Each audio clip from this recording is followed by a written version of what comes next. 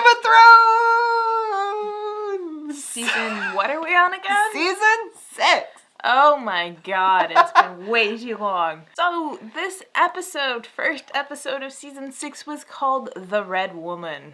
And this series opens on the most dramatic scene of which season 5 ended, that being the death of Jon Snow. I kind of want to make like a Jon Snow counter of how many episodes it is before he gets like resurrected or something. Because he's definitely getting resurrected. Because he's totally coming back. If he doesn't come back, I will be so shocked. All of his friends, he's got like 5 friends plus like Davos. Who is my fave. I know. I love him. I know. So yeah, they're all like, oh shit, look at what Alliser Thorne did. We need to fuck this guy up because Jon is dead. We have his dire wolf, but that's not really good backup. They decide to go get the wildlings to decimate Alliser Thorne, and by God, am I looking forward to that. Same. Just shove it right back I at did him. like his speech though. Oh, it was a good speech. Where Thorne is just like, look, like, yeah, we killed Jon, like, I always hated him, everybody knows that, but I always followed his orders, and like, this is what he's done, he's let the wildlings in, and we're gonna like, I can totally see his point. I still think he's a selfish bastard, and he did it because he's a selfish bastard, but he's really good at making himself look good. He's his best PR agent. Yeah. So yeah, you're kind of just watching Davos and the friends work shit out, because they're like, we are in this room right now, but if we open that door, we are so dead. We are all dead. So we need Melisandre, because she's there, and we need the wildlings, because this shit is insane. And the second most important scene to me is Sansa and Theon getting away from Ramsay's Bolton, because fuck him. I like how we showed him kind of like actually mourning Miranda. Like, he can actually feel love, guys. I think it's love. I feel like... Well, he's like swore revenge for her. Yeah, but it's not love like you would traditionally think. It's like a fucked up attachment. Like, he was sitting there like, out of all the people, you were about as fucked up as I was. I like pain, so I will cause pain in your name. I like how Roose like kind of gives him like a serious talking to. Like, do you really think that just like taking out a bunch of tired Baratheons is the equivalent of facing down a fully like stocked and prepared Lannister army? Like, we are fucked. And you're so fucked. And we need the North, and you lost the Stark girl because you could not keep your... like, crazy.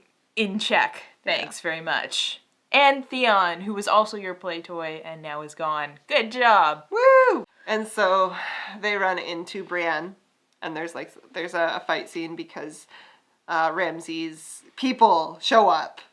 And, like, Brienne shows up and saves their ass. And I'm just like, yeah, Brienne, I love you! And I'm like, Podrick, please don't die. Podrick, please don't die. Do not get stabbed, Podrick. Brienne, you're so badass. I love you. But yeah. And swears her oath to Sansa. Sansa accepts. And I am so ready for Sansa to just, like, kick some serious butt. Like, you know, like, just revenge. Like, I'm so excited for Sansa to go on, like, the warpath and just, like, take everything back. Because you know what? She is awesome, and I love her. Finally. She can, please, dear God, let her have this, is what I think. She can go and raise the North and kick the Boltons to hell. Yes, please, destroy them. I hate them. So I hate them so much. But I think in between this last season and this season, I started watching, Vicious? Yes. Yeah! And way too fuck with my mind, because not only does it have Ian McKellen, it also has the actor who plays Ramses, and he's great. You don't hate him. No, you and don't. And he's kind of attractive. And the first episode when he shows up at the door, you're like, shut the door. He's going to burn you in your sleep. Come on, Ian McKellen, you're Gandalf. You're Gandalf. You can deal with it. If you haven't watched Vicious, watch Vicious. It's Ian McKellen's sitcom. It is like the best thing ever. It's so funny. Side note, watch Vicious. Other things, Arya is blind. And she is begging. And the other Earl from the House of Black and White, like, shows up with staffs, and they fight, and Arya gets the crap kicked out of her. But you know she's eventually going to become Daredevil. Yes. I'm like, the best assassin ever. I'm kind of sad that we didn't see Bran. I was like, Oh. we haven't seen him all last season. I was so pumped to finally see what was going on with him and the Raven, but no, we have to wait. Maybe that'll be next episode. I mean, we have so many characters now, we can't fit them all in one episode. He's kind of like the least interesting character. But I want to know, because he's gonna deal with stuff with the White Walkers, and I want to know. We haven't seen the White Walkers in a bit. Yeah, we haven't seen them since that Hard awesome Hard Home episode, which was probably the best of last season. Like, that was so well shot and cut and just beautiful. So, consequences with the Lannisters. Oh, God. So Jaimie gets home and he's like, shit, we lost another one. How many times do we have to have the scene of Jaimie or Cersei telling the other, it's okay, buddy, we will get our revenge. We've still got each other. At this point in the game, I feel sorry for so many characters. Like, Cersei pissed me off, but I feel sorry for her. And, like, Melisandre pissed me off, but I feel sorry for her. And just, like, but the thing that pisses me off the most, and I don't feel sorry for it, is the Sand Snakes. Because the Sand Snakes got the worst treatment ever. The Sand Snake story in the book was so fascinating and so interesting. And they scrapped it for stupid. Like, this is so stupid. They destroyed Dorne. Like, they did. They really did. Oh, it's just like, oh God. Like, can we give them personalities? No. It was so good, too. The Sand Snakes had come to the castle, like the capital, and, you know, they were, you know, causing trouble in, like, a very subtle way. They weren't like, oh, rah, but they were very smart about it. And, like, the whole story, too, that they wanted to put Myrcella on the throne, because in Dorne, women can inherit the throne. It goes to the eldest born, and Myrcella was the eldest born. She, technically, by Dorne standards, should be on the throne of Westeros, not her younger brother. And then she would have been married to Trystane, and then Dorne would have had a major foothold. That would have been amazing. But no, they killed her off. No, we have to do this stupid plot where it's just like, no, we have to kill, because remember, Oberyn, guys? Remember him? We don't hurt little girls in Dorne, so what are we going to do in Dorne? Kill the little girl. The Sand Snakes end up murdering the Prince of Dorne and his bodyguard, and that bodyguard would not have stood for that in the book. That bodyguard was on his shit. Nobody could have gotten within 10 feet of them. And then they killed Trystane as well, because, you know, listen, let's kill him. Yeah, that was the most frustrating part. Like, if you cut that out of the episode, it would have been an amazing episode. And they tried to make it funny, because, like, he's like, which one? The two Sand Snakes that come for him are like, who do you want to fight? And he chooses one, and the other one kills it and kills him, and the other one's just like, oh, you're such a, like, bitch. And I'm just like, you just killed a child. Your cousin. You murdered your cousin. Anyways, but yeah, oh God. I don't know. You feel sorry for a lot of characters. I have stopped feeling sorry for everyone. I'm like, I'm done with you. I am done with you. So I feel no sympathy for Cersei. I feel no sympathy for Melisandre. I'm just like, you all suck. Melisandre, like, always has fascinated me. Like, she's an interesting character. Like, I've hated some of her decisions. And I just, like, but...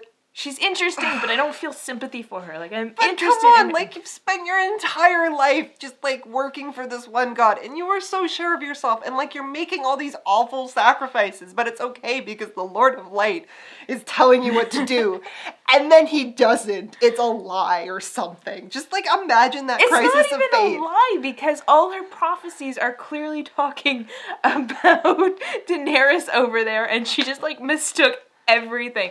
So I just find it really, really funny, because I'm like, you're crazy.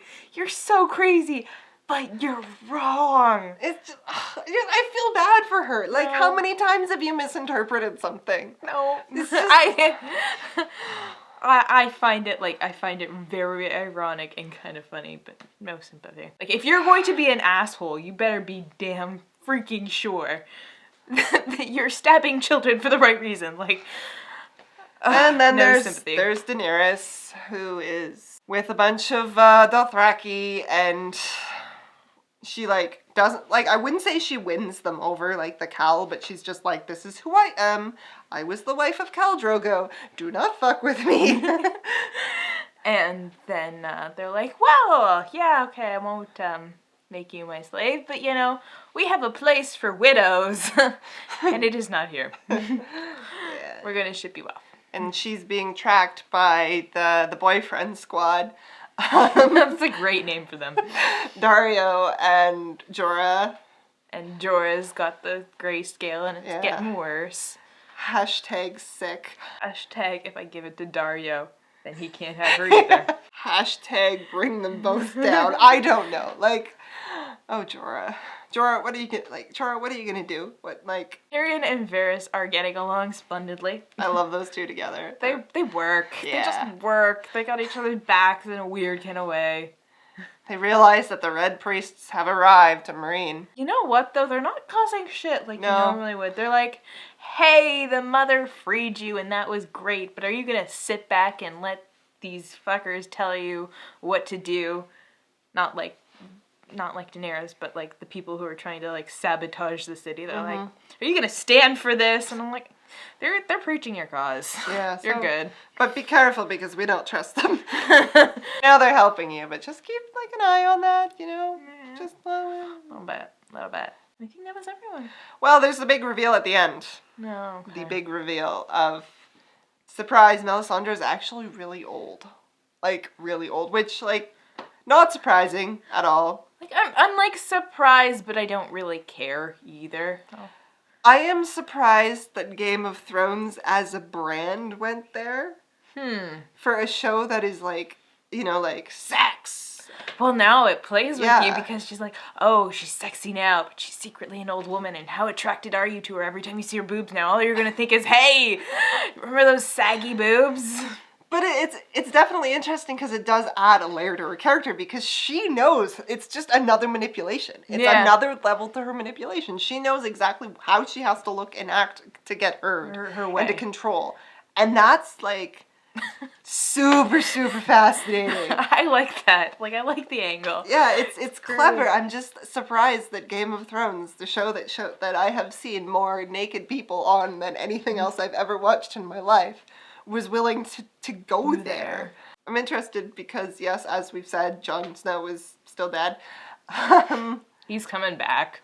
Yeah. What's your prediction? I think episode 3? I was going to say 3 or 4, but then there's always the possibility that they'll just push it off to, like, episode 9. I would cry. Like, too much. We miss his pouty face and his hair and his... There are 7 pups, you know, just like... Kit Harington. So what are you looking forward to most of this season? I'd have to say I'm probably most looking forward to Sansa and Arya's stories.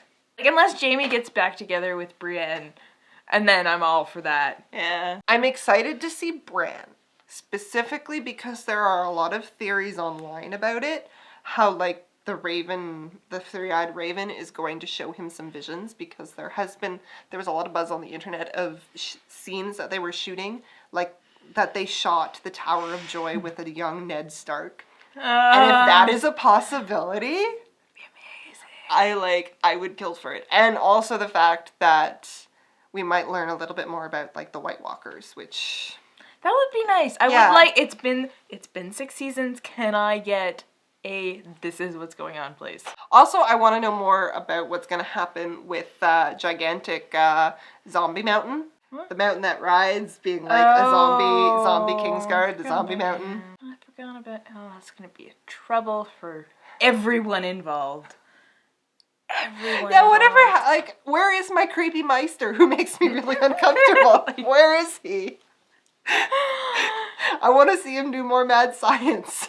I really don't. Mad Meister science. I really want the mountain to just crush his brain. I feel He's that the would be evil Bill Nye of the magical world. Oh, poor Bill Nye. Also, I want to see Marjorie get out of church prison. That's what I want to see. Yeah. Poor thing. Yeah. Just because, you know, honestly, she hasn't really done anything, like, super wrong. yeah, on the scale of people who have done some shit, she's like right at the bottom. Like, you could look at what happened to her and be like, it's a series of just, like, bad luck being in the wrong place at the wrong time. She's never killed anyone. And the worst she's doing is, like, protecting her brother. Yeah. I don't know. I want to see the Tyrells rise again. Okay, so tell us what you think, guys, and we will see you next episode.